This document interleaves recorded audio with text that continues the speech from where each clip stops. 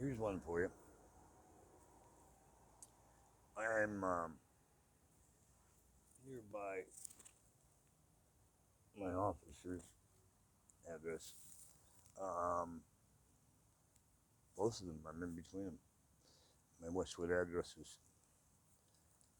1 at 11,000 Wilshire and the one at 1001 Gailey. Go figure. Back in the 80s, when someone really ran me off the road on the 405, I followed them into Westwood and was flashing my lights and maybe blowing my horn. And I was stopped by police. The other person was set free. I was arrested and then later released. Charged with road rage. But if memory serves me correct, when the court heard the case, they dismissed the charges. Now, there are other charges that are in my file for those of you who have been digging. Many of them were put there under the direction of the Department of Justice to build a profile, which made it easier for them to send me in and out of places they wanted me to go, whether I liked it or not. And then would later get calls or communiques from government officials asking me about certain matters. I have never voluntarily worked for any entities in those related fields around the world.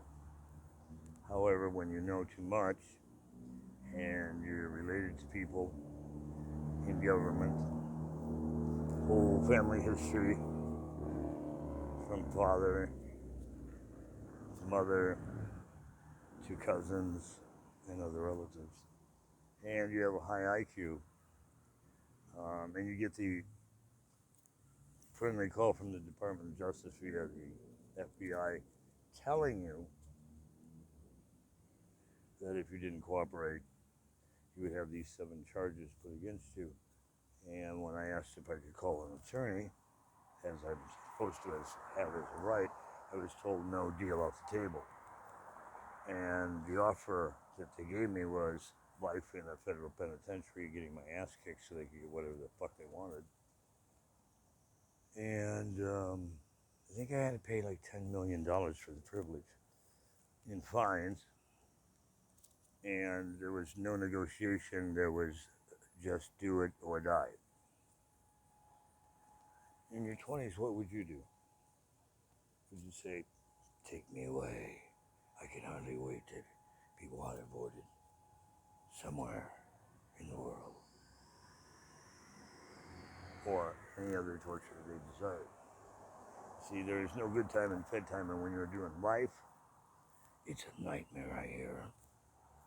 But you know, being someone who has served several life sentences in domestic and foreign federal prisons, obviously later to be released.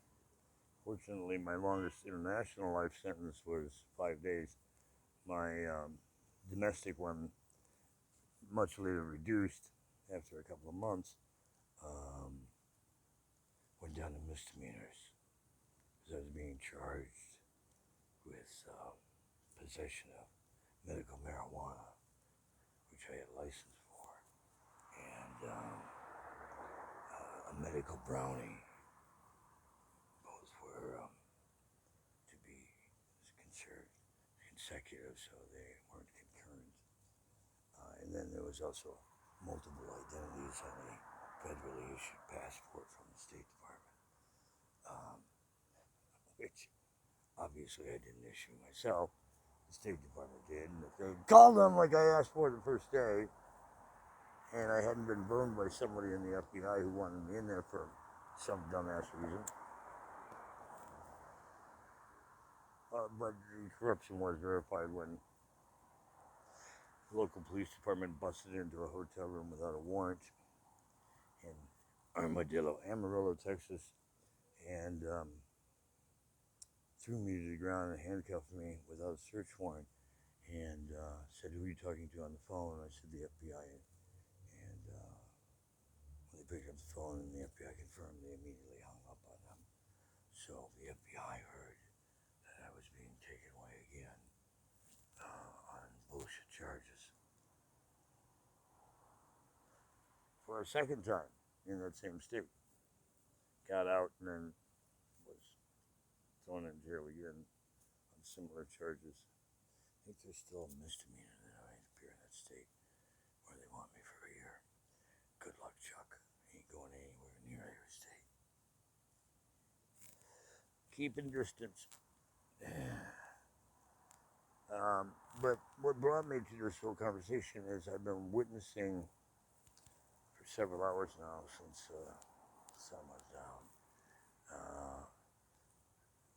Strings of loud, obnoxious cars. And isn't it funny that a lot of them match cars that come in and out of the FBI, a lot of the thousand motion.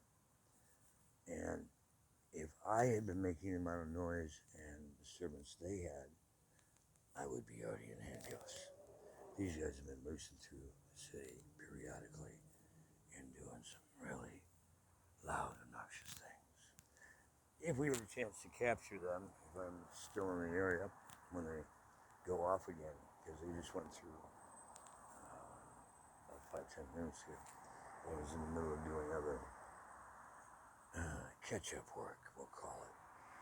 But by the way, to people who have been jacking my phones and stuff, all the records are being turned over to me, and then they're going to be turned over to others to follow up on your dumb ass.